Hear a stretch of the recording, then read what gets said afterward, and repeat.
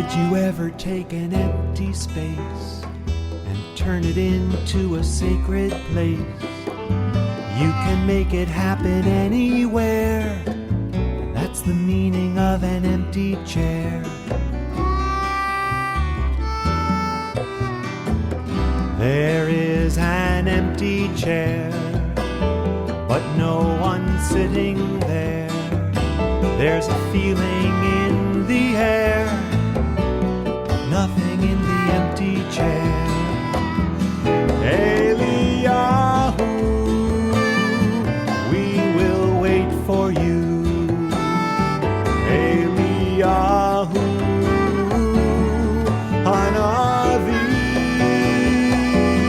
Eliyahu, we sing this song to you. Eliyahu, Hanavi.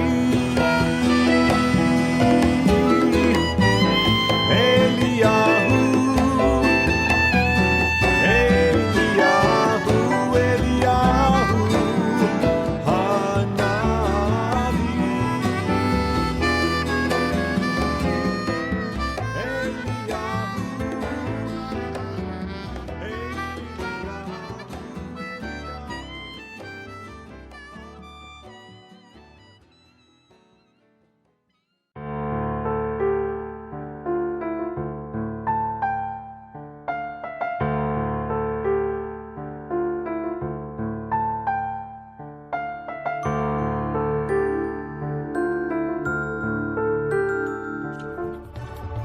There is only one religion, the religion of love. There is only one caste, the caste of humanity. There is only one language, the language of the heart. There is only one God. He is omnipresent.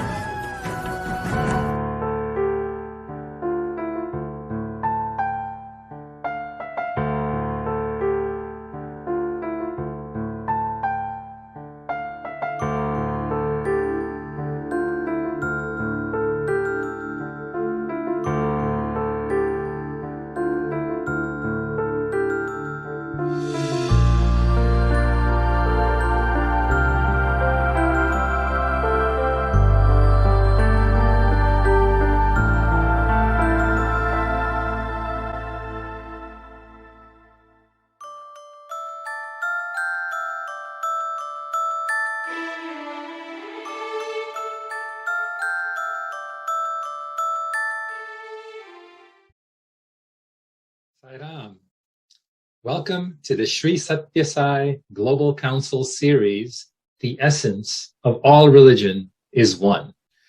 This will be a journey of exploration of the great faiths of the world done via panel discussions featuring followers of Bhagwan Sri Satya Sai Baba. A core teaching of Baba is that the essence of all religions is one. This fundamental commonality among all religions comes out when they are understood properly, using the principles of love, service to fellow man, and unity. These are all promoted within all of these great traditions. Sai Baba has emphasized the positives of each religion and taught that criticizing other paths to try and promote one's own path was counterproductive and actually against true spirituality.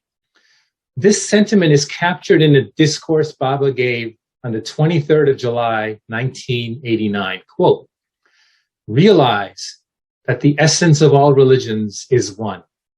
Don't enter into futile controversies or criticize other religions.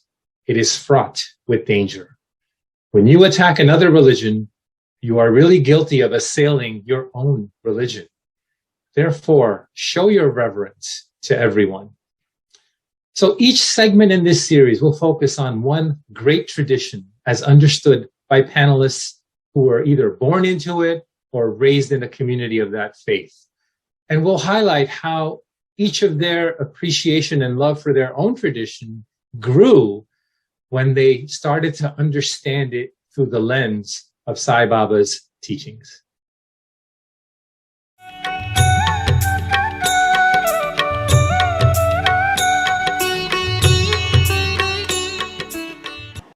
అల్లా ఎంచు మహమ్మదీయులు, Mohammedans call him Allah. Jehovah ఎంచు సత్క్రైస్తవులు, Good Christians call him Jehovah. పుల్లబ్జాక్షుడనంచు విష్ణు వైష్ణవులు, And Vaishnavites call him as Fullabjaksha. Shambho ఎంచు సేవులు సదా. Shaivites call him Shambho. ప్రలాభమున కొలువ అందరికీ ఐశ్వర్యమును, దయను, ప్రేమను అందించి కాపాడేటువంటి దేవుడు ఒక్కడే అని భావించుడి. We may give him any number of names, extol him as Allah, Jehovah, Vishnu and Shiva, but yet the same God confers plenty, దైవం prosperity, ఒక్కడే. compassion. God is one. పేర్లు అనేకంగా ఉంటున్నాయి. He has many names. ఒక్కొక్కరు దానిని గురించి ఒక మతంగా స్థాపించుకుంటూ వచ్చారు. And every religion has got its own ఈ మతములు comprehension. వేరు కాదు. In fact, they are different. not different. మతములన్నీ వేరు, మార్గము ఒక్కటే. Though religions differ, the path is one. వస్త్ర భేదము వేరు, వస్తువు ఒకటే. The yarn is one, though cloth seems to be different. శృంగారములు వేరు, బంగారం ఒక్కటే. Jewels are different, but gold is one. పశుల వన్నెలు వేరు, పాలు ఒకటే. The color of the cows is different, but జీవ milk జంతువులు is వేరు, one. జీవుండు ఒక్కటే. Though there are many individuals, but the indweller జాతి is same. నీతులు వేరు, జన్మం ఒకటే. There may be many of the beings, but the birth is same. కనుకనే ప్రతి మానవుడు కూడాను తన తత్వాన్ని తాను గుర్తించుకుంటే సత్యము స్మరణకు వస్తుంది. Therefore, if everyone investigates and inquires to know his true nature, he can experience truth. Hello everyone. Welcome to the second session of our series. The essence of religion is one. We are very privileged and fortunate to have the distinguished members on our panel today. They're ardent devotees of Sri Satya Sai Baba and also members of the Jewish faith. Without any delay, I will go ahead and introduce our first panelist, Ilana Marks. Ilana is a writer, international lecturer, and a radio talk show host in Boston, then later in Sarasota for 14 years as well. Over the years, she has interviewed hundreds of authors, musicians, celebrities, and politicians. Ilana recently wrote and directed a feature film called Mind the Gap, a psychological spiritual comedy, which came to her in a dream. She's creating a children's animation book and game series, which teaches about helping others, love for our earth, healthy eating, understanding other religions, countries, and cultures. She has worked and lived nearly in 5 continents and can speak 4 different languages.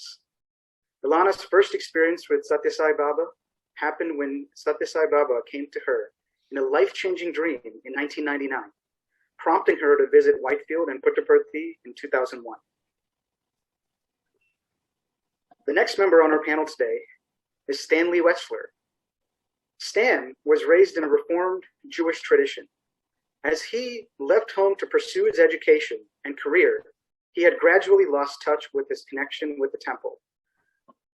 Dr. Wetschler practiced internal medicine for 27 years in Pittsburgh, Pennsylvania, where he was the medical director for the largest hospital-owned home care agency in the country. He was also served on the board of family hospice and palliative care as well. In 1999, he received a diagnosis of stage 4 cancer and was told that he only had 2 months to live.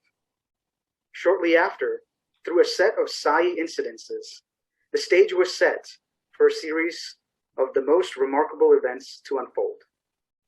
Along with his wife Jane, who was the catalyst for what would eventually result in a major transformative process, they both have embarked on a long journey with Swami's teachings of love and service to become the essence of their lives. Stan became boarded in holistic medicine in 2005, where he was appointed the director of the Dean Ornish Heart Disease Reversal Program. It was an honor for him to serve as an internist at the General Hospital in Puttaparthi on multiple occasions as well. In 2016, Stan and Jane moved to the mountains of Asheville, North Carolina, where they assumed leadership roles in the Satya Sai group and helped establish the Leda Home Project, which currently serves disadvantaged children. In fact, this project in 2020 was designated by the Sai national team as one of the Adopt a Community initiatives. Jane and Stan have been speakers at several Sai centers, and they have conducted numerous workshops on health, wellness at the annual Mid-Atlantic regional retreats as well. Stan has even served as the president of the Pittsburgh Sai Center in Pennsylvania. And now introducing our final panelist, Ilya Rapoport. Ilya has first learned of Sai Baba in 1995 through a miraculous event and subsequently had joined Baba's fold. He has been facilitating the study circle for the Atlanta Sai Center for about 10 years now. He's currently serving his second term as vice president of the Atlanta Sai Center. Baba has communicated with him in many ways, and Ilya has many wonderful stories to tell. By profession, Mr. Rapoport is a telecommunications engineer and worked for companies such as AT&T, Bell Laboratories, and Johnson Controls. He holds 2 master's degrees and has numerous prestigious professional designations, such as PMP, RCDD, NTS, and etc. He currently works as an associate principal in a technology company, and Ilya loves the outdoor activities. He has scaled over 40 mountains in serious technical climbing situations and has run over 20 marathons. After moving to Atlanta in 1989, Ilya has participated in services in the local synagogues, where he was honored by performing a lifting of the Torah scroll, a ritual on high holidays on several occasions. He has given several short talks on Judaism and unity of faith in the Sai community as well. While his official last name is Ilya, in the Sai circles, he goes by ILYA, which stands for I love you all.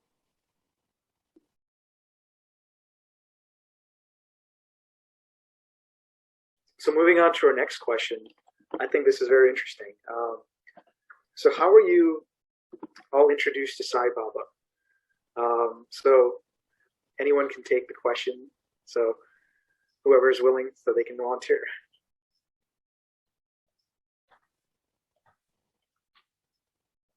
Okay, I'll jump in again. If you guys want to take it first, go ahead. But for me, in 1999, one night, Sai Baba came into my dream. I have always been very fascinated by dreams. My radio show that I did in Boston for many years had a big segment each week about dreams and dream analysis and dream interpretation.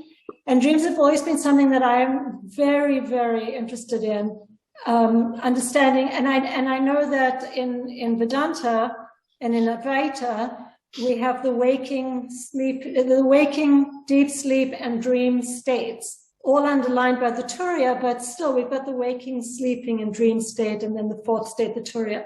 But I've always been very fascinated by that dream state. And Stan was talking about Joseph, and actually his life was saved by dreams in Egypt. It's the reason that he got brought out of the prison and started interpreting dreams for the Pharaoh and saved the people was through dreams.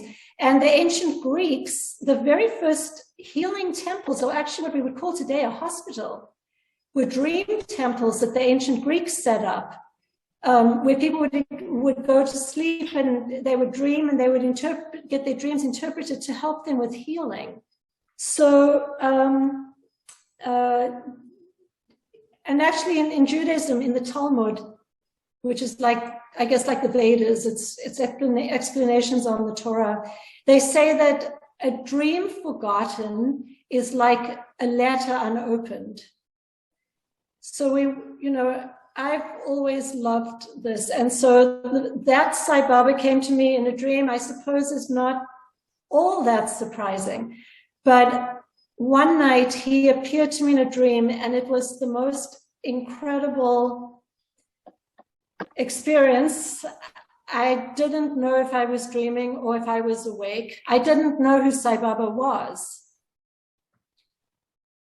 And the dream was so incredible. It was almost like an initiation. I don't know how else to describe it. It was incredible, beautiful, and it went on. It seemed like it went on for the whole night. And again, I knew nothing about this. I knew nothing about Sai Baba. And I'd heard his name from a friend, but nothing more than that. And at the end of the dream, he said to me, "This is darshan, and come back in the afternoon for afternoon darshan." That's how it ended. That's how the dream ended. And I was like, what is darshan? I didn't know what that was. I didn't know what he was talking about. And I didn't understand everything that happened in that dream, throughout that dream. But all I knew that it was like an awakening experience. It was just incredible. So for a couple of days, I could barely even speak. I just was so in the state of ananda, really. And I couldn't talk to people. I didn't really know what am I going to explain it. And then finally, after a couple of days, I told a friend of mine who had been to India. I said, "I want to tell you something that happened to me the other night. I guess it was a dream, but I don't know what it was." And I told him, and he said to me, "That's Sai Baba." And he showed me a picture, and I was like, yes, that's him, that's Sai Baba. So I started reading more and learning more, because I was like, I'd never heard of this. And now in Judaism does not accept the idea of an avatar. So in Judaism, there is God, as I think Stan was talking about, there's this transcendent God. You don't write his name. There's no you don't say his name. You don't speak God's name. You know, they call it Yud He Vav He, which is Yahweh, which is the acronym for God, Yud He Vav He. So that you're not saying the whole name. And when secular, even a lot of secular Jews, I think, when they write the word God, they write G-D instead of writing out God's full name. So this idea of an avatar is very foreign to Jewish thought, that God can take a human form, and that God can appear on earth in human form. And I really think that that's one of the most difficult things for Jews over other religions, because Christianity, although Jesus was Jewish, Christians have still accepted that the Son of God could come to earth and be a God on earth. And of course, Hinduism has got so much interaction with gurus and avatars and God beings on earth. So it's not foreign, but it's foreign to Judaism. So I didn't understand Sai Baba in that way as an avatar, but there was no denying the experience that I had. So then I was invited to give a talk in Australia, which also came to me through a dream. I won't get into it now, but I was invited to New Zealand and Australia to go and talk because of the radio show I was hosting, which was a show on spirituality and religion and all of that. And then this friend of mine, I happened to be at his office telling him that I was invited to go to Australia to give this talk. And he said to me, "What's the time difference between Australia and Boston?" And I said, "I don't know, I've got no idea." Well, right there, and the phone rang. And he picks it up, and back in those days, you had to accept charges on a reverse charge call, from the operator. It wasn't WhatsApp and Skype and all of that. So the operator said to him, "Will you accept charges from a call from Australia?" And we had just been talking about this. What time is it there? So he said to the operator, "What time is it in Australia?" And they told him. So he said, "Yes, I'll accept the charges." And his friend gets on the phone and says to him, "I'm getting married. I met you at Sai Baba's ashram many years ago, and I'm getting married in Sri Lanka. Will you come to my wedding?"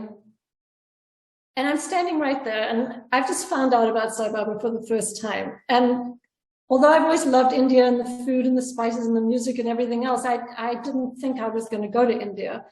But he said, so my friend turns to me and he says, well, do you want to go to India? We could go to India. I'm going to be in Sri Lanka. And I said, yeah, I'm going to be in Australia, and it's kind of on the way back to London. So sure, why not? And I'm just picturing, sure.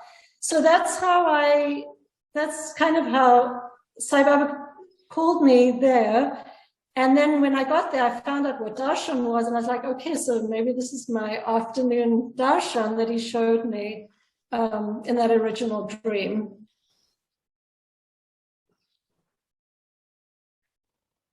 Wonderful.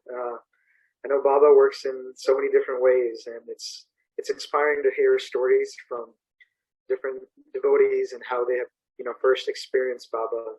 And I think yours is a phenomenal story. So thanks again for sharing that, Ilana.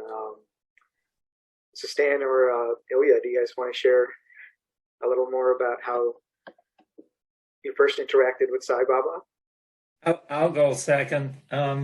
So in 1995, I received a letter from my sister who lived in Russia back then. And she was talking, her written letter, she was talking about her household, household affairs and what's going on. But also in that letter, there was an article from Moscow newspaper about Satya Sai Baba. And there was a president of Moscow Satya Sai Baba Center, and he described how they went to Swami's ashram and how they had an interview and how Baba is omnipresent and all-knowing and all-powerful. And it was an interesting article. And, I was wondering why my sister was sent it to me, but, here it was, And at the time, my daughter was 1 year old and I was in charge. My wife it was Saturday, so, she went, to do other things. And I was in charge, and my daughter was, crying, and she wanted attention. And I want to read, this letter and this article. So I read this, and she keeps crying, and I'm saying, well, Bhagavan Shri Satya Sai Baba, if you saw all-powerful and omnipresent and all-knowing, can you please stop her crying? At that moment, she stopped. Not for long, but she did stop at that very moment. So it put a head, my head, put a thought, wow, it works, it's real. And I would start thinking that direction, and in 97, I went to Baba's ashram, which, with a spiritual India tour, which was actually through the Unity Church, where I was going to seminars too. I wanted to see that unity, and that's, and that's where they, had these tours being advertised, for spiritual seekers. So I went on that tour, and one day it was in Baba's ashram. So we came for morning darshan, and we came, and then the group left. It was 7 of us who came from Bangalore on the bus. 6 hours said, no, one is enough, one darshan is enough, we leave in Ilya. I said, no, I want to stay, because in part because I remember that story, and between darshans, I was going around the compound, and by the Rama temple, all of a sudden, I feel blissful vibrations, just going like little wind, stream. And I was so immersed in it, and I was staying there, and I was so in peace and bliss. And I look around, and people coming from the bus, minding their business. But I look back, and there's one guy standing like this too. So, okay, well, I'm not all by myself. So I was staying there for a minute or two, and I thought, I'll go around, come back to it. I thought it was, that place always would have it. I'll come back and I experience it again. Well, I came back, that experience didn't come back, but Baba gave me, this sample, if you will, here's peace and bliss I can give you, come to my fold. And so I did. Ever since that trip, I joined, Sai Center, here in Atlanta. But back to the letter, I asked later my sister, she came to US as well. And I asked her, remember that article you sent me? She's like, what article? It's about Sai Baba. She, who is Sai Baba? So she never put that article in her personal letter to me. It's Swami put it in. And then I was looking for that letter. I keep all the letters in the box, with letters. I went through it twice. It was not there. So he put this article in and he took the whole letter out. But mission accomplished, Swami called me in. And ever since, this introduction in 95 and me going in 97 to Baba's ashram and joining the descent in 98, ever since I was in Swami's fold. Sairam. Wonderful story. Thank you so much again for sharing, Ilya. That's it's phenomenal how such different stories and how Baba comes in different ways. And sometimes it's really hard to believe, Swami did that. and from different stories, we see how Swami's miracles and leelas, you can say, he continues to inspire and awe us all. So again, thank you for sharing your story. Stan, do you want to share yours? Well, I think what you said is absolutely incredibly true. Our stories are so different, and mine is certainly different from the others. In 1999, as you've heard, I was diagnosed with terminal cancer, and being a physician and having taken care of other people with my same diagnosis, I never saw anybody live after 5 years. So after the initial chemotherapy, et cetera, my wife said, you need to have some kind of spiritual enlightenment. You need to do something other than what the doctors tell you to do.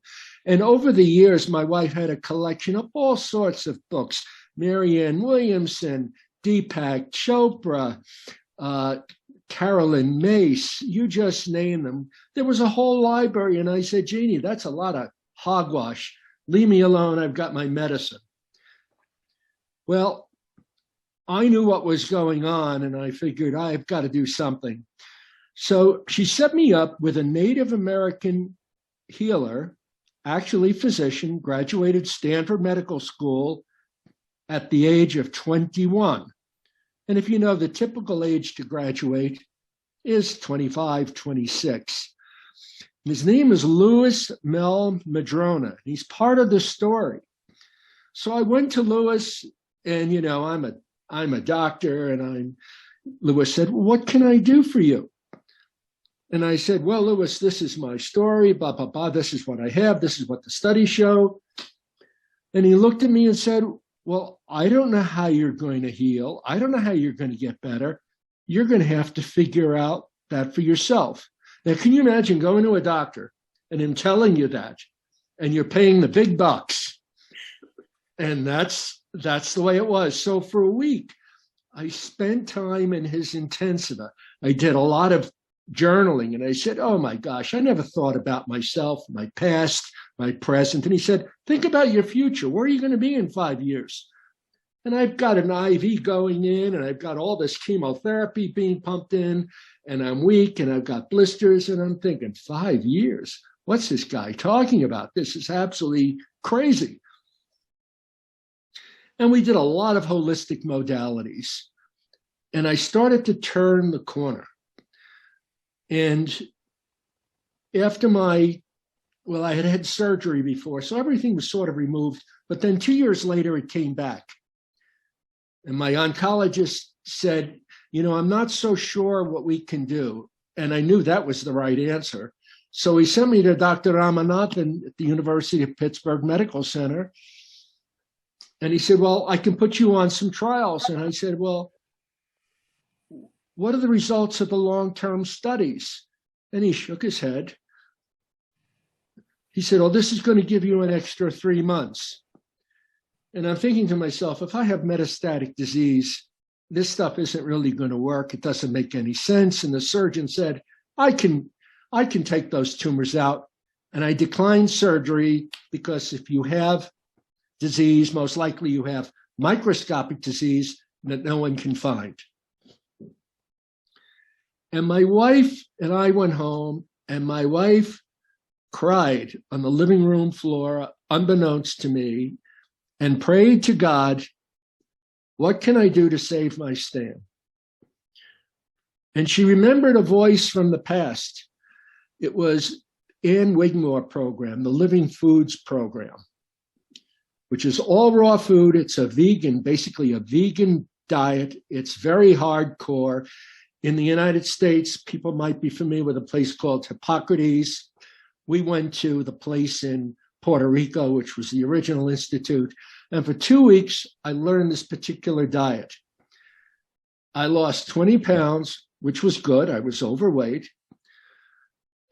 And everything was fine. I came back to the States, and my studies now showed that my carcinoembryonic antigen, CEA, was lower, and a repeat scan showed that one of the tumors was sort of fading, going away, which is truly unheard of. I didn't understand that. But my wife said, referencing some of her books, we're going to go to a conference in Philadelphia. Carolyn Mace, she's a medical intuitive, and we should go. Well, I had nothing to lose, so we went. And you know, when you go to hear all these inspirational speakers, they have tons of books that they're selling. And again, Marianne Williamson, Deepak Chopra, all the other suspects, Larry Dossey, and Andrew Weil. And there were tons of books. And in the corner, my wife wandered over and picked up this book that intrigued her, The Holy Man and the Psychiatrist. And she took Stan Weiss's book up to her room during one of the breaks, and we're there in the room, and she's reading it, and she reads the part where Stan Weiss says to Baba, what is vibhuti? And Stan Weiss says, oh, there's a fire always burning in some eternal place. And all of a sudden, she smells vibhuti. She said, do you smell it? I said, no, I don't smell anything. I think you might have a frontal lobe tumor. I don't feel anything. We go back to the conference, and Carolyn makes a pronouncement. She doesn't do any more of her interviews. Very, very famous people would come to her and ask about their health or what they could find. I have 2,000 people on my waiting list. I'm not doing any more. And my wife speaks to her manager and says, look, my husband's president of the medical staff. Maybe he can get her to come and speak. And this is what's going on with him. Would you please go back and ask Carolyn to just see him? And I figured, and I didn't know what was going on. So there were 650 people in the audience. And all of a sudden she says before the break, Stan Wetschler in the audience. Meet me in the back. So we go outside. And she said, what can I do for you? And I told her my medical history. I have 5 tumors in my lungs. And, stage 4 cancer. And she does one of her body scans, she sort of reads your auras. And she looks at me. Now, I'm a physician, and she says to me something I will never forget. One of the most chilling things I've ever heard in my life. She said, are you sure you have cancer? I said, I know I have cancer. I've seen the scans. And she brushed me off with her hand and said, it has no energy. You're going to be perfectly fine. And I was absolutely stunned. some years later, I found out that Carolyn Mace had had dreams, just like we just heard about. And Baba came to her. And ultimately, and I'm jumping ahead in this story, it was Baba who actually, I think, called me and called my wife and directed us to that book and directed us to Carolyn Mace. And through Carolyn Mace, she pronounced that I would be okay. Well, now my wife was intrigued. So she called up the head of the Pittsburgh Sai organization in Pittsburgh and said, we've got to see Baba. We think he's okay. The doctors recommended surgery at this point, and we think we should go to see Baba first. And Sharm Brahma said, no. Baba works through the doctors. Go have the surgery first. So we did. And off we went to India, my wife, my young son, and me. While I was ill, there was a tape, the Pachelbel in B major, that my wife played all the time. You've heard this at graduation ceremonies, processions of all sorts. And it was the hallmark rendition, very Western. And we get up at 4:00 in the morning and we're in line, and it's a completely strange experience. And we go into the ashram, into the mandir, and my wife is obviously on one side with tens of thousands of people, and I'm there with my son. And what's the first thing we hear? Well, before we heard anything, my wife is wondering, oh my gosh, why did I drag my husband, my sick husband, across the ocean to see this little man with an afro in an orange robe? What am I doing here? And the next thing was, we heard over the loudspeaker, Pachelbel in B major. I was absolutely stunned.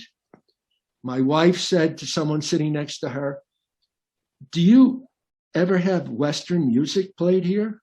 No, I've never heard it before. So to me, this was a sign Baba was calling. But to seal the deal, later on in the Western canteen in the evening, completely foreign, I get my tray and I find this man sitting in the corner, not saying anything, a Westerner. I felt comfortable. So I sat down, and for some reason, I started to tell my whole story to him. When he asked, what are you doing here? And he just sat there sort of dispassionately. And I told him the story about Louis Mel Madrona at the University of Pittsburgh Integrative Medicine Program. I said, this is someone you never heard of. And he looked at me, he said, I know Louis. Here I am, 12,000 miles from home. Nobody in Pittsburgh knew Louis. Here's a Westerner. I don't know anything about him. How in the world do you know Louis? He said, oh, I developed the program for integrative medicine at the University of Pittsburgh. I was absolutely blown away. And I think the most important thing that I learned, Baba is omnipresent, he's omniscient, he knows about your past, he knows about your present. And at that time, I couldn't say for sure if he knew about my future, but it was absolutely mind-blowing. So in that course of one day, this was basically a transformative process that we've been on ever since. And there have been so many other stories, and I know I've taken too much of your time, but I'm just amazed when I listen to all these stories, Because to me, when other people tell their stories, I say, no, that couldn't possibly happen. That's unbelievable. And when people listen to me and say, that's unbelievable, I don't think it's necessarily unbelievable because it's something I experienced. So there's that funny interaction. And that's all I'm going to say for the time being. Thank you. Yeah, well, what a wonderful story. Thank you again for sharing your personal story, Stan. That's such a magical moment. And again, connecting it back to what Ilana was saying, there are some things that, God does, and we don't know if that's the best thing for us at that moment in time. But later on, we realized that we understood, Swami's presence there, and Baba was there, and he was the one guiding you in that direction. But we never know that until we see the fruits from that event. So I think, again, bearing witness from your story and everyone's story here, I think, Swami came into our lives in different ways, but he came in for a purpose, and now we are seeing those purposes come out, bear fruit. So thanks again, everyone, for sharing your stories. That's wonderful. So going on to our next question. I know all of you have shared your experiences at Swami and how you have all come into his fold, but what would you say is the most experienced or the most important experience you have experienced once coming into Swami's fold? Is it the initial step when Swami introduced himself to you all, or is it more something once you were coming into his fold and been part of the Sai family and how things have manifested from there?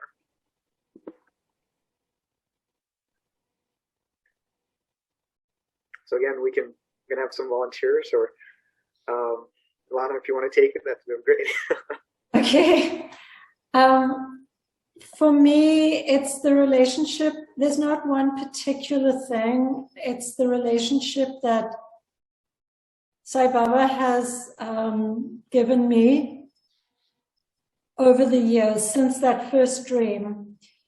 He comes into my dreams frequently, and he guides me, and he talks to me, and he explains things to me. And every single time he comes into my dream, it's just such an incredible experience, and I'm just filled with so much gratitude that he, very often he'll explain something to me in a dream, or he'll show me something in a dream. And I don't know what he means. Like when I wake up, I don't understand. I don't understand why he was telling me that. A dream is, as I was saying before, I follow dreams very, very carefully. But the dreams of Sai Baba always are different. They have a very different quality to them. Sometimes I can know if it's a past life dream, or if it's a dream where I feel like I'm astral projecting, or a dream that's a memory, or a dream that's something in my subconscious I'm trying to work out. But with Sai Baba, it's got a very different quality. So I'm just so grateful that he comes into my dreams. And of course, we never know when he's going to show up, but whenever he does, it's always such an incredible message about what the next step is, and now my children have also had dreams with Sai Baba of their own, and he comes to them sometimes as well. But I've got this, everybody's got their own personal way of interacting with him, and a lot of people were fortunate enough to spend a lot of time at Puttaparthi or Whitefield and to get private interviews. And I know that that's a very coveted thing. We all know that it can get pretty crazy when you're waiting in line and people are trying to get to the front and trying to sit in the first row and trying to get to Baba. And I didn't ever have that feeling like I've got to get to the front, because I feel like the relationship that I've got with him is so inner, and I know he'll show up when he needs to tell me something or share something with me. So I would say that the collection of dreams and the ongoing relationship, and I know also he shows up for different people in different ways. He's got a different relationship with everybody, and there's such beautiful stories that everybody's got. And the way he relates to me, I know it's very different to how he relates to everybody else who's listening. But it's perfect for each one of us, exactly the way it is and exactly the way it needs to be. And after I came back from Put a Party back in 2001, because I had a television show and a radio show, I was able to incorporate this into the work I was doing and start sharing about Sai Baba on the radio in Boston, which is a very Irish Catholic dominated community. And they, didn't like back then. It was like, the 90s that I started doing my show, early 2000. People did not talk about spirituality on the radio or on TV. It was completely taboo. And to take it one step, I used to have these different Christian Baptists and Catholics. They would send me letters that would say, I'm praying for your soul that you'll find Jesus one day. But I wanted to explain and share and have guests on from, just like Sai Baba says, from all the different traditions, from all the different religions, to find the oneness, to find the unity. And I didn't like being locked into a particular frame. And so I started sharing about Sai Baba back in 2001 on the radio. And that was just also wonderful because people then who heard, some of them wrote to me later and said they went to Put a Party or they went to India and they found out. So, if somebody's moved by it, great. And if they're not, and it's not for them, maybe it will be in the future, maybe it never will be, but it just doesn't matter at all. Each of us knows what our own personal relationship is. And all I can say from that is just the deepest appreciation and gratitude and love, really, from what Sai Baba has brought me. That's amazing. I know Swami says, he wants his devotees to carry forward his mission. So, and some of the experiences you had mentioned, I think maybe he chose you for a reason. So it's very insightful. And again, thanks again for sharing that. Sarah. Ilya, you want to share any experiences from Swami which are most pertinent to you, something more very close to your heart? I'll share a couple of stories here. So one, it was summer of 2006, and it was beautiful afternoon on Sunday, and I'm walking in a beautiful park, and it's so perfect around, but my mind is not at rest. I have arguing actually, or have intense discussion with Swami, saying, Sai Baba, why are you doing this? Why are you doing that? This is not right. I don't like that. Can you change it? Why? I don't like any of that. So at that moment, when you talk to Swami intensely, he shows up his presence, and so he did, and he didn't show up in physical form, but I felt his presence very closely. I'm positive, he was there, and he said, Ilya, I'm not going to change an iota. What are you complaining about? I'm not changing a single little baby thing. But I'll give you this, he said. And he touched my chest, and there was brilliant, shining light. And that was a life-changing experience for me. And the light stays with me. I just need to concentrate on it. It didn't go away. And anytime I'm not happy, I'm looking at that. So I said, just here's what he gave me, So that was absolutely amazing and life-changing experience.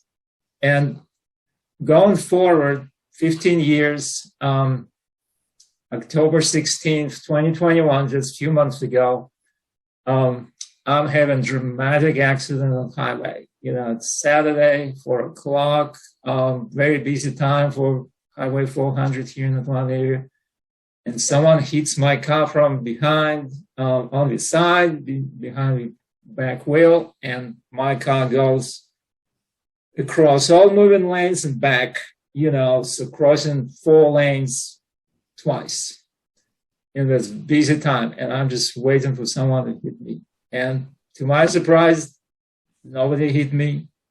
And then I was, I'm on the side of the highway, about 20 seconds later, watching in disbelief how all these 18-wheelers, these huge trucks and motorcycles and everyone between going without, much break in between of these flows of cars.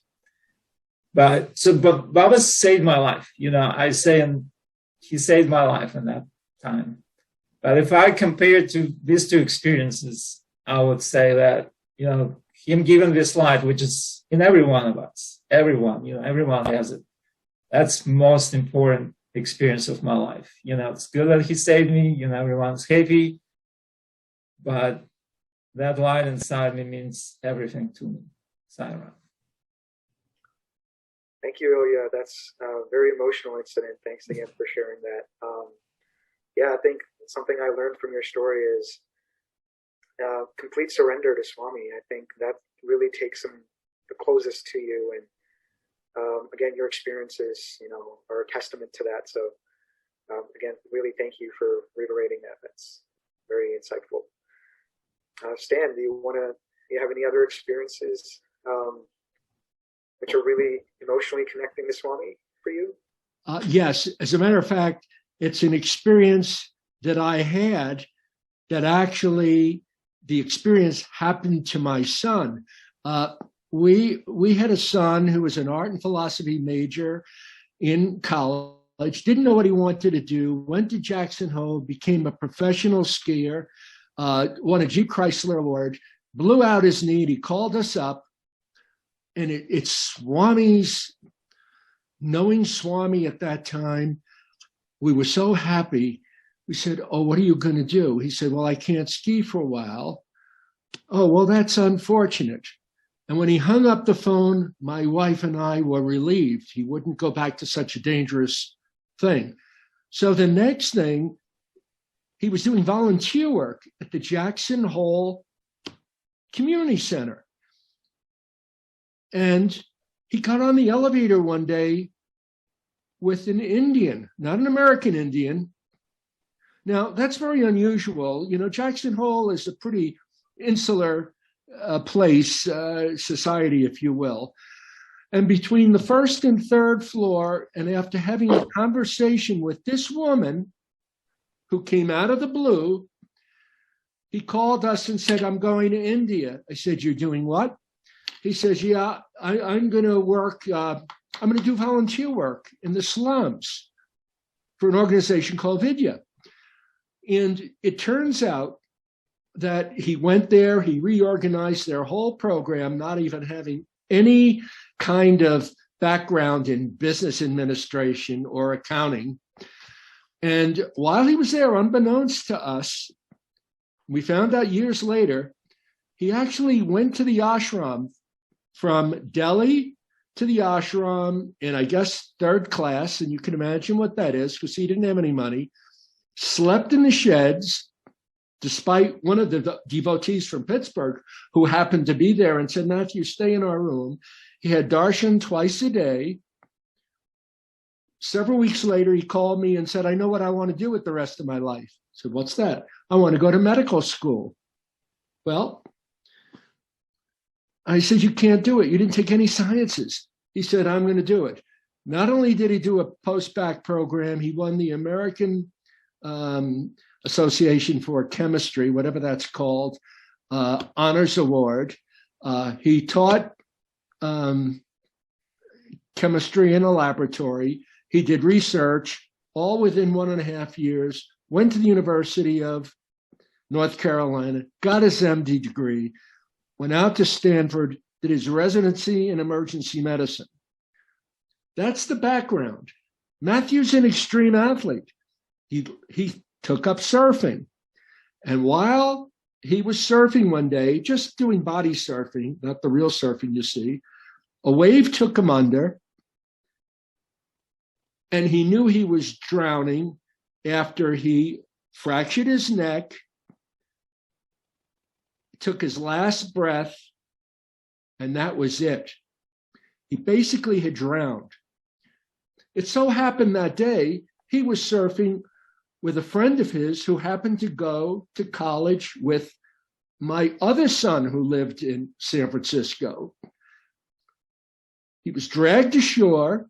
There was nobody there except one person who happened to be a trauma nurse at the Zuckerberg Institute. And she started to do CPR. And she yelled for other help. And there was a man walking away from the beach. And this man happened to have finished his last shift and decided on this cold, damp, dreary day to go surfing. And he turned around and rushed to their aid. Turns out he was a physician. Not only was he a physician, he was a physical medicine and rehab doc who trained at Stanford at the same time, but Matthew never met him because they were in different programs. They pumped and pumped and pumped. And as Ryan said, he looked like he had been dead for 15 minutes. He was absolutely ash gray. When the paramedics came and they were about ready to apply the paddles to his chest, he spit out half the Pacific Ocean, was taken to the hospital, and was operated on within 3 hours. It turned out that when my son found out, he called another buddy of his who had graduated from Brown, who was a resident there, who never answers his pager, happened to just answer his pager at a conference in the middle of the afternoon. Dane told him the story. He rushed over to the ER and said, "Take care of him. He's one of us. He's a doctor." Within 3 hours, he was in surgery. Now, I want to tell you why that's sort of a miracle, because a lot of times people don't get to surgery for too many hours after the fact. And by then, a lot of damage is done. Not only did he have surgery, he was the first person out of animal trials to benefit from a new technique that had never been used on humans before. When he woke up the next day, he said, remember, he's paralyzed from the neck down. He's a quadriplegic on all sorts of pain medicine. He said, "I've never been at so much peace in my life, and I feel like everybody's connected by a web." And he was smiling. And there's much more to the story, but the bottom line is, he said in rehab, he's going to walk out of this hospital. And on January 6th, he walked out. He was proclaimed the San Francisco Christmas Miracle. He was on all the networks. He became an inspirational speaker for multiple companies and gave the major keynote address at the American Academy of Emergency Medicine. And because of this, the story goes on. He was able to start an internet health company, the first one of its kind in the world for a certain a group of people who've been marginalized. So Baba works in strange ways. Well, why am I telling you the story about going to the ashram? Because in 2009, after I did my last shift in the ER, before I would go home, I was having a cup of tea, and a lady came over and sat down next to me dressed in a beautiful sari. And she asked me who I was, and I asked her who she was. She said, well, I work in the kitchen. And I looked at her, and I'm thinking to myself, she doesn't look like a kitchen lady. Something possessed me to tell the story about Matthew, having been in India. And I tell her the whole story and mention names of the doctors who started this foundation. And she looked at me and said, oh, I know Dr. Reddy. Again, 1.3 billion people. How could you possibly know Dr. Reddy? Oh, I was her instructor when she went to medical school, and we've become close friends, and we've been friends ever since. And oh, by the way, she is an ardent devotee of Swami. And if you go to her office, Swami's pictures are all over her office. Now, what's the chances of this kind of thing happening? And I honestly feel in my bones that Swami has, again, had Matthew in his good graces for all the good he's done in the past. And he has drawn Matthew to Swami. And to me, that was one of the greatest things that could happen. And basically the rest is history. Thank you, Stan. That's what you shared is nothing short of a miracle. And you're right. I think Swami comes in different ways. Doesn't necessarily have to be at Parthi or, Swami himself, but so many times and so many different stories we've heard how Swami comes in a different form, a different person for each person. And that's so interesting to see how things are connected if we really get down and read between the lines. So I think that's a very, very, very miraculous story you had talked about here. So thanks again for sharing that. So finally, moving towards the end of our conversation here. So how would you say Swami's teachings and everything have influenced your understanding of Judaism, and how Swami's books and his explanations, how they tie into Judaism and what you guys are aware of Judaism in that sense? So how do you see that connection? Well, for me, the teachings of Advaita and the teachings of the Tree of Life, the more esoteric teachings in Judaism, which is again what I prefer. The book, the teachings is called the Kabbalah, which is it's the book of mystical wisdom and esoteric teachings of Judaism that isn't really taught. In fact, it used to be secret teachings. People weren't allowed to learn it until they were 40 years old, because it was thought they didn't have enough spiritual maturity before 40 years old to be able to grasp these concepts. But it's very similar, really, to Advaita. And for me, making those connections, it's really been beautiful. Like, for example, when Moses was at the burning bush and God showed up in this fire in the burning bush, and Moses asked, "Who are you?" And God's answer was, "I am that I am." So there was no word or name or anything. It was just, "I am that I am." It was like a verb, a doing thing.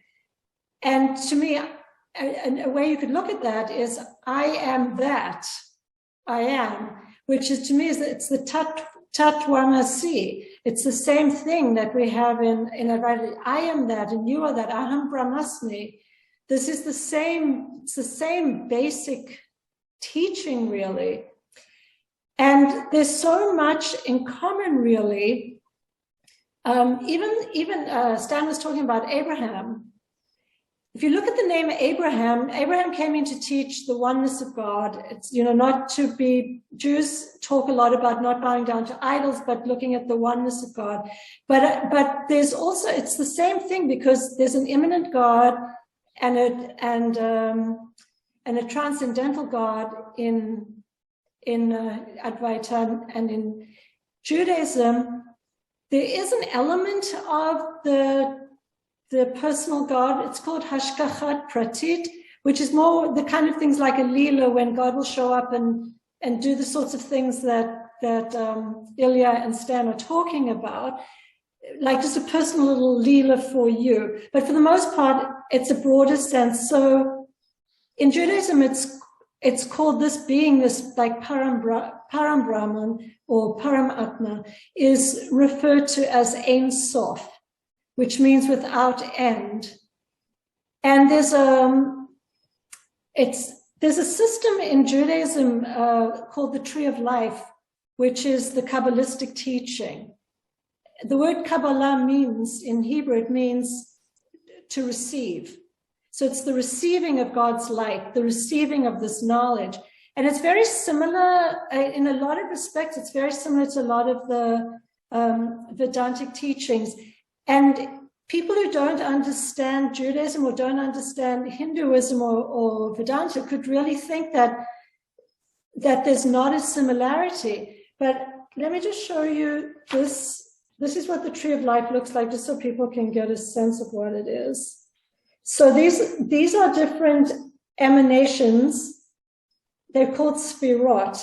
They're different emanations of God's characteristics, which is not that different to how the Hindus will have different deities will show these different characteristics. Like you've got Hanuman is different to Saraswati, is different to Lakshmi. Everybody, Radhe, I mean, everybody's got their own characteristics. So really it's placed around here on these emanations on the Tree of Life. And then each connection point over here is one of the 22 letters of the Hebrew alphabet. So the whole alphabet is on here, and the way that everything connects with each other is through the letters. So in Judaism and in Kabbalah, there's something called Gematria, which is the numerical value of words in Hebrew are given a meaning. So for example, over here, I'll just show you quickly one example. Here you've got 3, 5, and 8. The words that add up to 358 are going to have a meaning. Now, interestingly, the meaning of the word for Messiah, which is Moshiach, and the word for a serpent, which is Nachash, are both 358. So you'd say, well, what is the correlation? Why would the Messiah and a serpent be the same numerical value? Why would they have the same meaning? So it comes into teaching about Dvaita Vedanta, and it brings in the dualistic system, as opposed to the Advaita, which is more of the Ein Sof, the Param Brahman. And it's just so fascinating. There's so many different, I mean, I could do another hour, which I definitely won't do, but just untying together the incredible, beautiful teachings of this very esoteric, mystical, Kabbalistic teachings with the same Advaitan Vedanta teachings. And, you know, just even the word for, in Hebrew for Jewish is Yehudi. And the word in Hebrew for Indian is Hodi. So it's the same thing. The Indian and the Jewish, the root of the word is exactly the same. And even with Abraham, if you think about the name Abraham, what are you looking at? Abrahaman, a Brahman. So you've got that correlation between Judaism, mystical Judaism, and Vedanta and Hinduism, which is really incredibly beautiful and very esoteric, and I love that aspect of it. So pretty much everything that people are learning in Kabbalah, they can learn in Advaita also. And so the way that Swami teaches and the way that the Vedas teach, it's so beautiful. And if we could just put down all of our false beliefs in each other's religion, which is part of what this series is trying to show, is that it's only our misunderstanding and misinterpretation and lack of understanding of different religions that leads us to the stereotyping that isn't even true. So that, for me, there is nothing that Swami teaches, nothing that isn't also very true of anything to do with any God. I don't care what you call God. If you want to call God whatever name you want to call God, it doesn't matter. It's all based on, like Sai Baba says, it's love. All religion is just love. The Dalai Lama said, when he was asked, what is your religion? He said, my religion is kindness. For me, like a mission is to just get rid of all of these stereotypes and judgments and misunderstandings, and for us to all come together in a unified way, which is what Sai Baba teaches so beautifully. Absolutely, yeah. So I think as you were talking about some of the correlations you've seen between Judaism and Swami's teachings, I was thinking a lot more into reading between the lines and how we were talking again about that spiritual maturity coming around at the age of 40. It's probably when people are mature enough to think deeper and to think more intrinsically rather than having that objective viewpoint. So I think that's wonderful, and you definitely allowed me to connect at a deeper note. So thanks again for your words. I really appreciate it. Thank you, Ilana. Ilya or Stan, you have any words? I'll add to what Sister Ilana said. Swami is teaching us that there's only one God, and He is omnipresent. And that unity of faith, that is what is important. And that's how I felt all along. Yes, we're different religions and we're different names of these religions, but there's only one God, and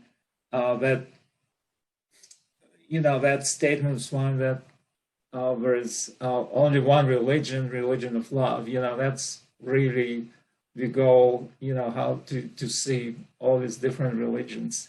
And to add to what Ilana said, there is movement in Judaism, not the most populous, but it does exist. And in Judaism, it's called life cycles, which is really very similar to reincarnation in Hinduism.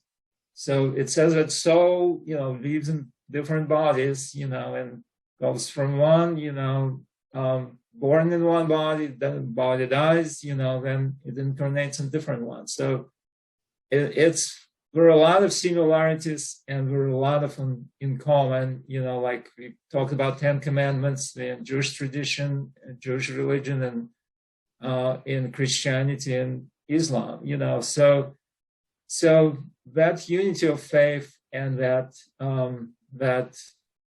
love is underlying motive in in all religions. That's most important to me.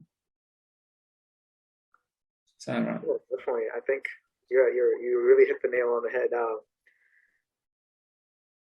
I know it's all about having that unity and diversity, and especially with the Sarvadharma example that Swami talks about.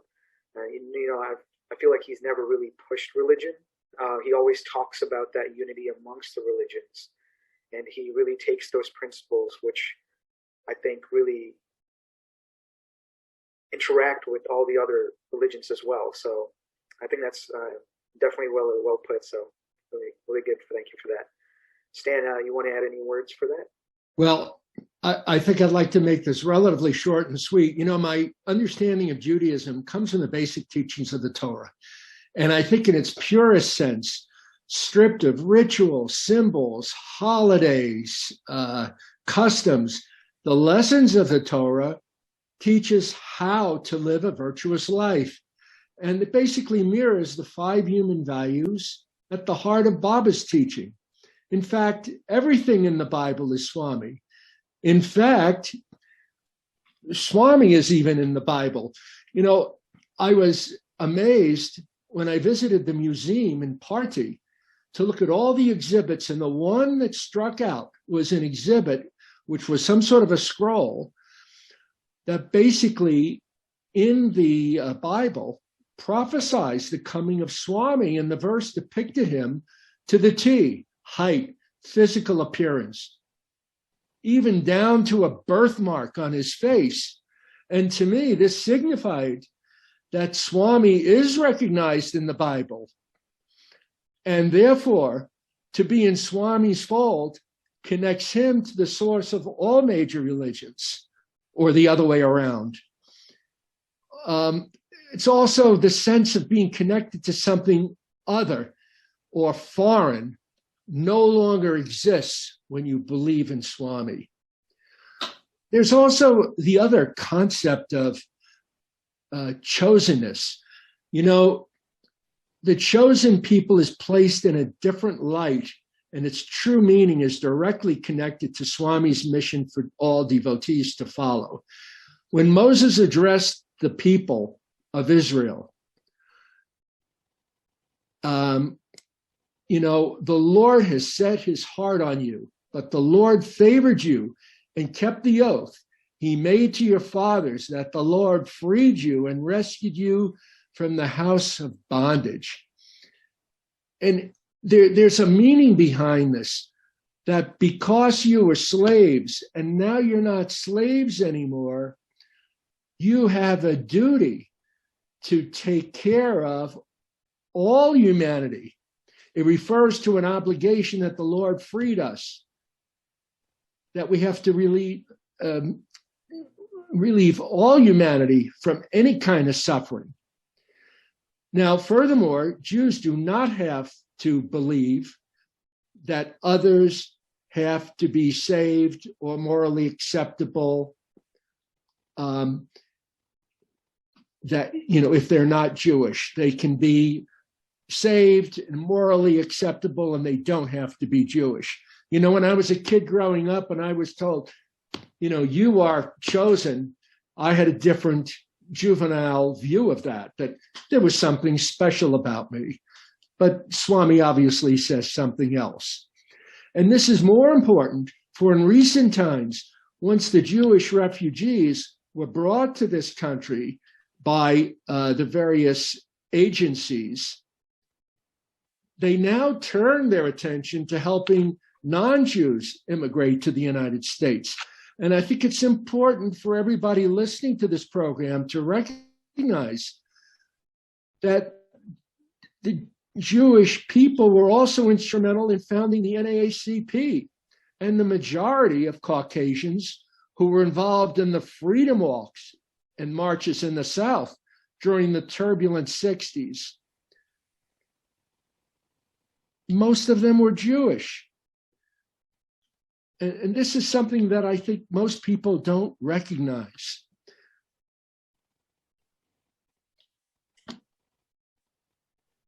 I just want to show one thing. Like this symbol here is the symbol. It's called the Star of David, and it's the symbol for Jews. Like Christians will wear a cross, so you'll often see that Jews will wear a Star of David, and it's two equilateral triangles placed on top of each other. So for me, this symbol, I really like this symbol because the one triangle is the upward-facing equilateral triangle representing the heavens, and the one is the downward-facing triangle representing us on the earth, the humans and the divine. And more than that, it's also the male and the female. In Kabbalistic teaching, it's the union of male and female, your twin flame, or your whatever people want to call your alchemical union. And then for me, it's also the unity of different religions. So you've got the Eastern religions of Hinduism, Buddhism, Jainism, all of those religions together with the Western religions, which are more Christianity, Islam, Judaism. And so this symbol, this hexagram, is really just just a beautiful symbol of unity of all people, of the divine, of the male, the female, humans, God, and everything else. So that's just a nice symbol. Yeah, well, that's wonderful. Thanks again for explaining the balance. The two things. I know we mentioned that again before in Advaita, how there's two things where it can have multiple meanings, and it also in the sense that you need two different things to balance one another. So it's well demonstrated in that symbol, definitely. So I have one last question for each of you. So we can start with Ilya this time. So Ilya, will you be able to share, what does Judaism mean to you in everyday life? What Judaism means to me in everyday life? Well, so I would say there are three aspects. First, material. Because we belong to Jewish community, we were able to cross from Soviet Union to United States, in an exodus of some sort for us. And definitely, my wife and I and our kids, everyone else in the family, who moved here, they gained a lot from that. And not just materially, but in many senses. So that definitely helped. And also, my wife and I, we visited Israel back in the 90s, and we went to Jerusalem, we went to Western Wall, which is one standing wall of Second Temple of Solomon. And there's a tradition there that you can say a wish. You can put this paper, you can just say it in your mind, but you can make a wish. So I made one wish, and my wife made one wish, and both of these wishes came true, and they were, that makes, both of them make difference in everyday life. So there are miracles definitely in Jewish world as well. And then on the emotional level, there are principles in Judaism, and moral level, that don't do to others what you don't want to be done to yourself. Love God, your Father. Be nice to your neighbor, to people around that. When we follow that, that's definitely living Judaism. And Swami says exactly the same thing. This coincides 100%. So that's, Judaism in every day. And on spiritual level, when you have this almighty God on your side, who is with you all the time, that's really helps. Even when things are not rosy and, it's heavy rain and thunders, that God is with you and on your side, and He'll help you always. So that helps, many times it did help me to go through these difficult times. So that's, yes, Judaism is not just a book which was written, many years ago, but it's part of everyday life. Saram. Thank you, Brother Ilya. It's very near and dear, and it definitely dictates about how religion is part of our everyday life and how it shapes the way we think and the way we behave. So I think that's very important, and really appreciate what you have shared about Judaism there. So moving forward, Ilana, the last question for you would be, can you speak to the esoteric tradition of Kabbalah? Well, I think that I probably did already cover much of it. That's what the Tree of Life that I was showing you, this right. This diagram, that really is the Kabbalistic esoteric teaching. And so I'll wrap that up with your question that you asked about Judaism in our personal lives. For me, without the esoteric teachings, without the mystical teachings, I'm not a big fan of rigid ritual, let's say, which is one of the things that I love about Swami. You know, like I started off in the beginning saying, you don't have to have any particular thing. It's like, you know, 2 hands in prayer, 1 hand in service is better than 2 hands in prayer. That's the way that I look at it also with Judaism, and the Kabbalistic teachings for me have taught me that what is our soul? What is our spirit? What is this God, this Turiya? How does it interrelate with the waking, sleeping, dreaming world? How can I be a better person? How can I share more, give more, try more? I'm not perfect. None of us are, because we're in the human body. But it's about trying to do the best that we can do and to share it with others. And if we're gifted something, to always try and share it. So, you know, really, Judaism has got a very rich esoteric and mystical teachings in the Kabbalah. It teaches about the tree of life and the tree of knowledge. So when you get into the, you know, there's 2 trees in the garden, don't eat from this one. Ilya was talking about in the beginning, but you can eat from this one. To me, even that's that duality, that's Dvaita Vedanta as opposed to the Advaita Vedanta. It's like, if you want to go ahead and you want to eat from this, it's really symbolic. It's not like, was there really an apple tree and did Eve really eat? No. And I don't, personally being a female, I don't even get into this whole thing that, you know, Eve brought down humanity and all the problems can be related back to that. I also don't get into the whole paternalistic God is a man thing, which is one of the things that I love about all of the Hindu goddesses, deities, the devas, bringing that aspect into it. In Judaism, you'll learn in the Kabbalah, you'll learn about the Shekhinah. And the Shekhinah, you don't hear it in traditional Jewish circles, but in esoteric circles in Kabbalah, you'll hear about the Shekhinah, which is more of that, the female divine goddess, female aspect of God. So it's not just this male God, it's the divine female that moves through it. Because otherwise, Judaism could start looking like it's kind of very paternal. And there's a lot of men going through all the Bible, but it's like, wait a minute, where are the women? Where's this beautiful female spirit that a lot of religions have removed out of their religion? In fact, most have.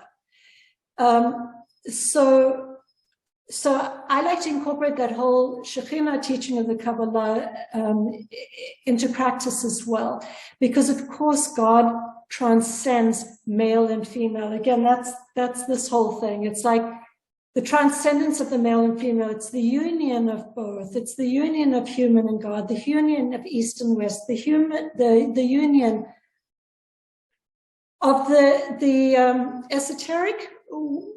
But it's not okay to just be esoteric and airy-fairy and flaky. We've got to put it into practice and be of service, and that's also what Sai Baba talks about. So in a way, Sai Baba just really encompasses everything from every religion into his teachings, and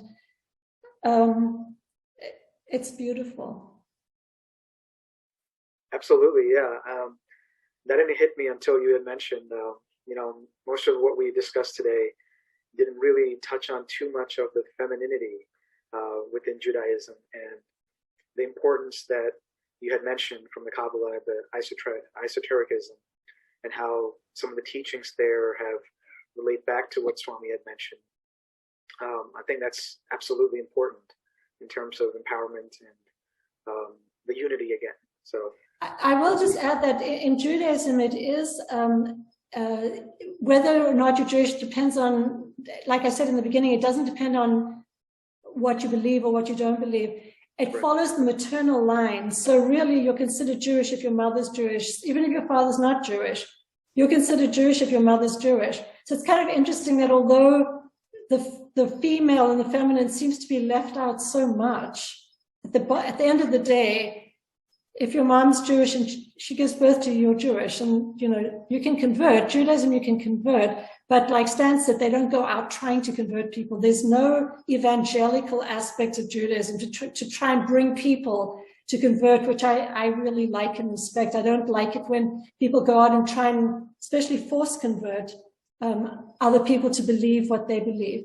Because like Sai Baba says, follow your religion and just, if you choose to become better at that religion, then go ahead. And for me, Judaism is one stepping stone for me. It's what I was born into in this lifetime. But every incarnation, we are different religions, different people, different genders, different roles, different, so to think that we're just so boxed in one category doesn't fit for what I believe. So I like the more expansive, mystical, esoteric nature of life and of the world, of the universe. Yeah, that aptly describes what you had mentioned before, how Judaism encourages the debate, it encourages the questioning, and that's really rare in some of the other religions that we see nowadays. But I think that's one of the important pieces at the heart of the religion itself. So thanks again for speaking to that. That's definitely very insightful. So we have one last question. So Stan, can you talk about some of the misunderstandings in Judaism and how you would approach that in modern society? There have been, over the ages, multiple misconceptions about Judaism. And some of the misconceptions don't come from outside of Judaism, it's within Judaism. Because we talk about Judaism being so dynamic and changing with the ages and the circumstances and the differences between orthodoxy and conservative and reform movements and different ways they treat different kinds of people with respect to gender, identification, whether or not you were a Jew, because are you a real Jew if you're not born into a Jewish family? Can you convert and be accepted? And people are basically looked down upon at times. It's not written. It's kind of an undertone where some Jews look at people like that as other, if you will. Misconceptions. All Jews believe in God. Well, it's a spiritual experience, really. And the heart of that experience is really the family life. And the family entails belief in God's revelation at Sinai and God's commanding voice, which summons us to a life of justice, holiness, purity, and righteousness. Irrespective of how an individual responds to this, they are still part of the family and community, which is the central part of Jewish life. And this is what we've heard from the others on the panel. There's also a misconception, which is interesting, that the Seder replicates the Last Supper. And the Gospels situate the Last Supper around the time of Pesach, or Passover. There is no evidence in the Old Testament mentioning the ceremony we are aware of, which is the Seder. Scholars feel it was more likely to have been an ordinary Jewish meal. There is no mention of ordinary Jewish symbols associated with the Seder, the lamb shank, the egg, bitter herbs, matzah, horosis. Actually, Seders began after 70 CE, at the time of the destruction of the Second Temple, and basically the development of the Seder ritual, or ceremony, if you will, developed over the years to follow. It didn't even really exist at the time of Jesus. Another myth is that one can understand Judaism by reading the Old Testament. Well, it's true. One can read about all the personalities in the Bible, what goes on, adultery, trickery, deceit, polygamy, incest, doesn't represent what the usual practices are today. Biblical Judaism, with its tabernacle and temple and priestly services, animal sacrifice, emphasis on ritual purity, severe punishments, i.e., the Hammurabi Code, is not Judaism as practiced today. In fact, you probably wouldn't even recognize it at all. It's a living, constantly evolving religion, and it's changed with the times.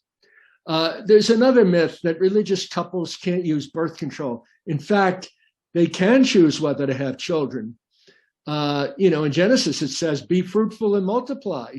In the scriptures, it's written that an ideal family is for a couple to have one boy and one girl. But in some communities, I guess typically the more religious, Hasidic, ultra-Orthodox sects, more is better. And I believe that which leads to procreation is mandated by Scripture on Friday nights, every Friday night, the first night of Shabbos. Eating kosher because of the presence of disease trichinosis, which is found in pigs. Well, there weren't any parasitologists at that particular time. And, some Jewish scholars say, well, kashrut should really be categorized as laws for which there is no particular explanation, since the human mind is not capable of understanding divine intentions. And in this line of thinking, the dietary laws were given as a demonstration of God's authority, and man must obey without asking why.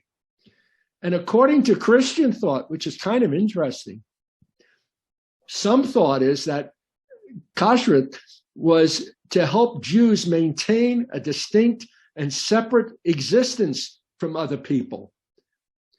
The effect of the laws was to prevent socialization and intermarriage with non-Jews, preventing Jewish identity from being diluted. We also spoke at, I really don't want to get into this, among Jews, there is sort of an underlying sense that some Jews are better than others. If you're Orthodox and extremely pious, and you sit in shul or synagogue and you read the Talmud and you pray and you daven and you go to these very lengthy services, you are a good Jew. And they look at the Reformed Jews, because I've heard this growing up, in very subtle ways. We're really not Jews, as in the Church of St. Maurice. But Judaism is not in the doing. It's in the experience that counts. And we've heard this from our other speakers over and over again. And as Baba says, hands that serve are holier than lips that pray. And one final one that I think is a little humorous.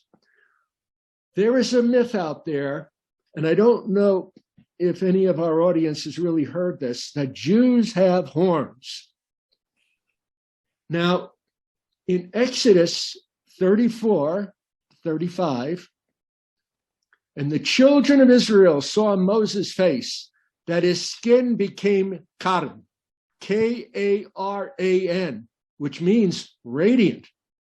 Some centuries later, in a translation of the same text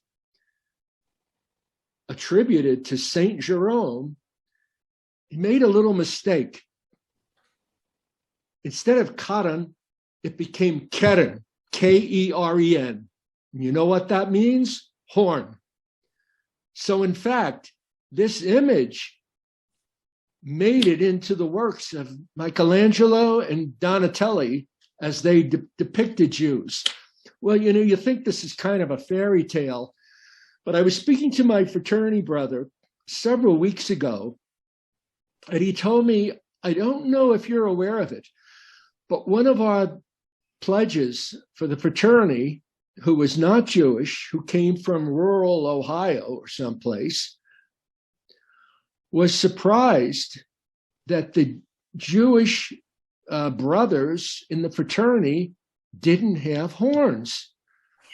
So I just want to end it with that sort of sense of humor that we as Jews have to have, and that sustained us over years and years, and is part of my family heritage. My grand uncle that I never met was George Burns, and my whole family on that side was basically theatrical and grew up with all of these Jewish communities, who was a lot of said, had this self-deprecating sense of humor, basically to survive.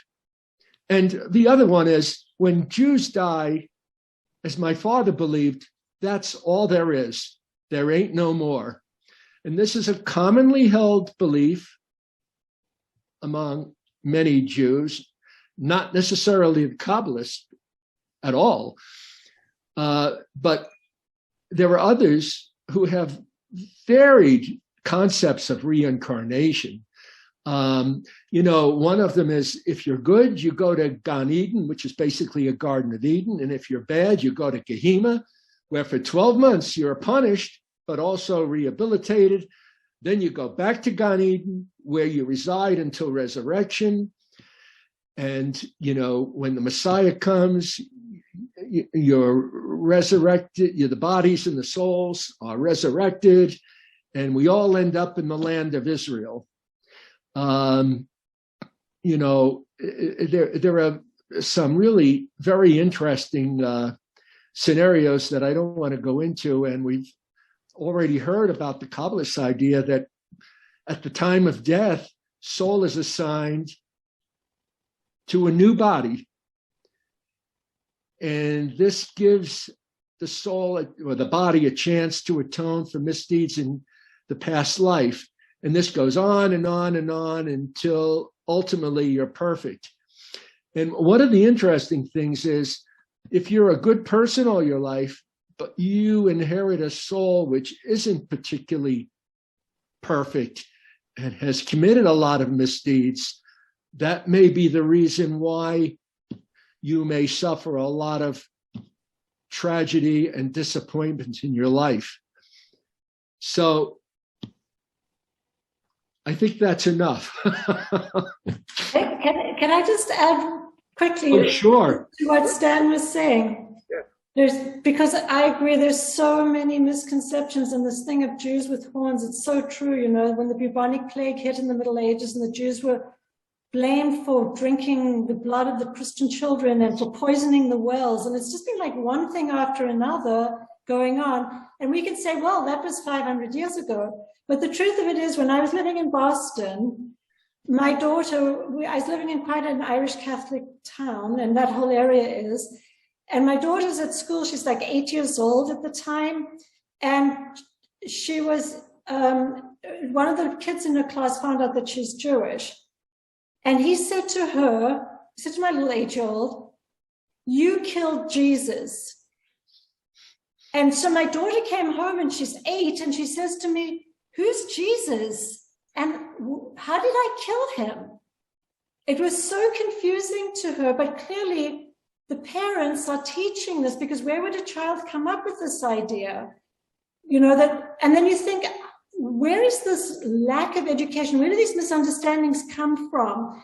The Jews weren't even in control of the land at the time. The Romans were in control. I mean, if people know anything historically, the Romans were in control. The way that Romans killed people was by putting them on a cross. Jesus was hanged together with the thieves, and that's the way that Romans killed people. I don't agree with what we read in the Bible, that they killed people, but the way that it was done in the Bible was by stoning people to death, never by hanging. So the fact that Jesus was killed on the cross, had a lot to do with what was going on with the rulers in Rome at the time. And just another quick misperception, because there's so many, but there's this saying that punishment comes from an eye for an eye and a tooth for a tooth. And it's a well-known thing in Judaism that people talk about the eye for the eye and the tooth for the tooth. And I think even Gandhi said, well, if you have an eye for an eye, the whole world's going to be blind. And it's considered to be very cruel. But if you actually learn the meaning behind it, what they're actually saying is, and when these rules were brought up, it was quite a barbaric society back then with no courts of law. If somebody was caught stealing, they were killed. Even today in a lot of countries, if somebody's gay, they get killed. So what they're saying is, if somebody commits a crime, make the punishment commensurate with the crime. An eye for an eye, not slitting your throat for an eye. So if someone takes out your eye, you won't do more than that would be the equivalent level of punishment that you would go to. Don't go and, break their bones because they cut your finger. So in other words, it's, again, now, whether or not we agree with how people should be punished is a separate conversation, but I'm just suggesting that the understanding of where things come from have to be taken in the context of when they were written thousands of years ago, what society was like, and how these rules and laws and a court of law that was set up in a time and a period where there wasn't such a thing. The king would tell you, you're going to die. If, people were put to death. People were put to death for very, very, very minor crimes. And unfortunately today, in many countries in the world, still are. So that eye for eye thing was supposed to lessen the punishment, not increase the punishment. So just wanted to add that to what Stan was speaking of. I think what's very interesting, being brought up in the reared in the Reform tradition, Talmud really wasn't discussed at all. We really relied on the teachings of the Torah.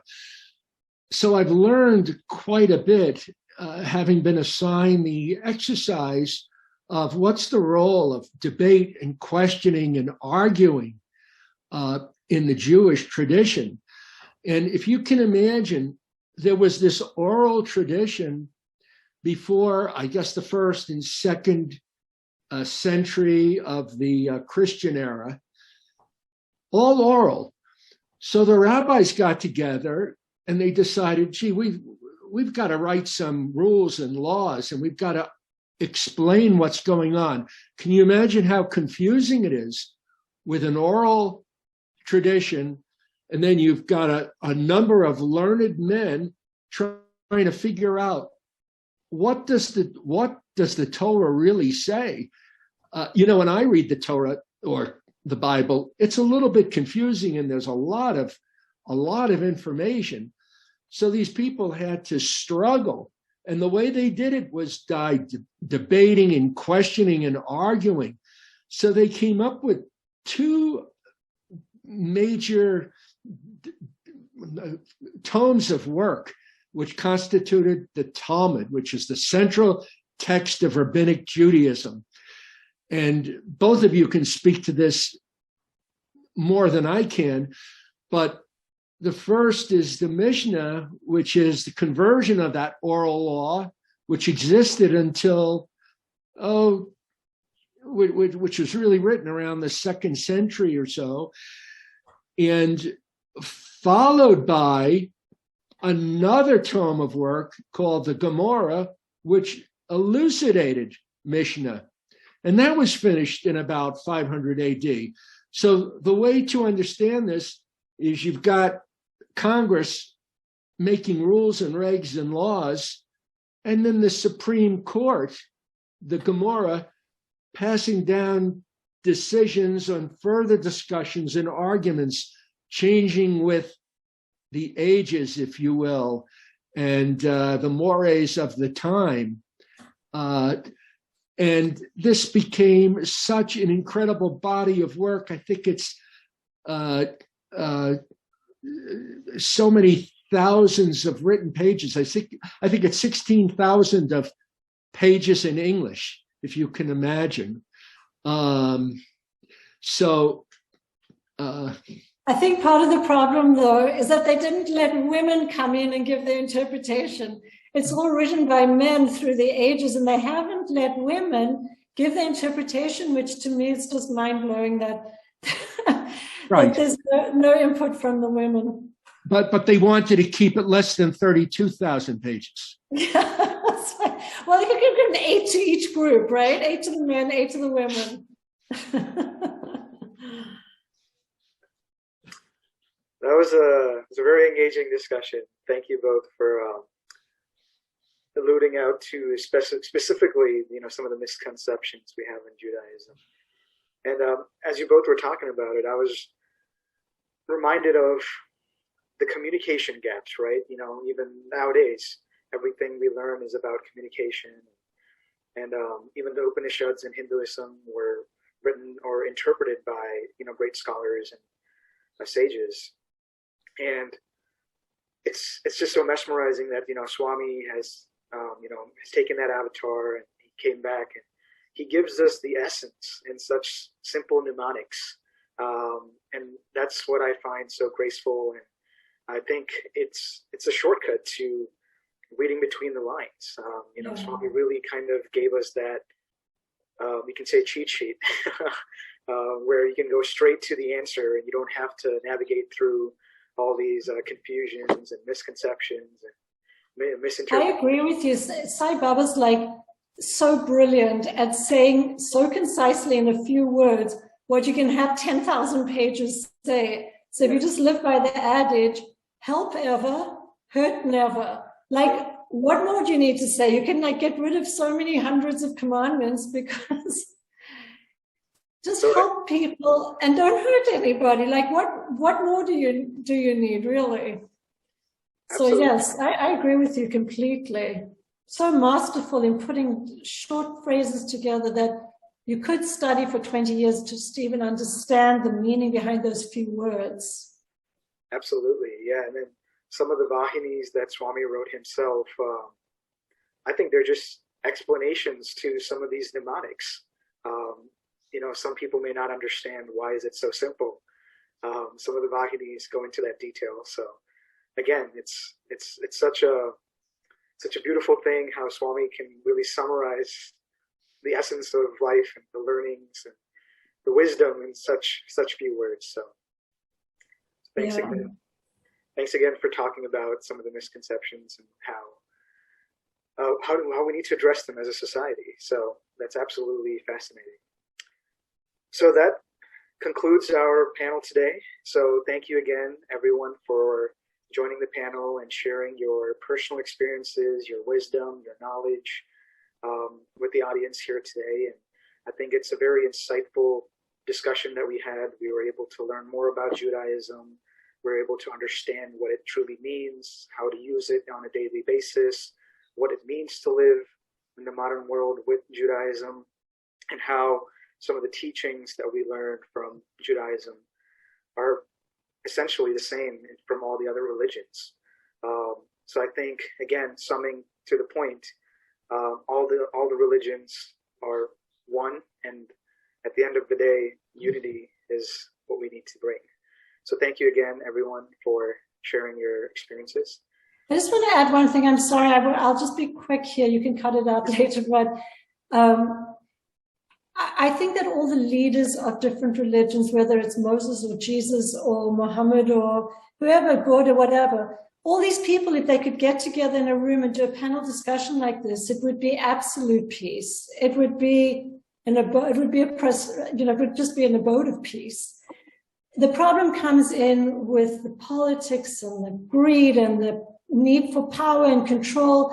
So when people are going to war for religious wars, it's so insane because what the leaders and the teachers and the gurus and the avatars are teaching us is to try and get our egos out of the way, but we keep insisting on bringing our ego in to be able to be better than anybody else. So the people who brought us this beauty from the religions is being corrupted by the people who say that they are teaching and following it.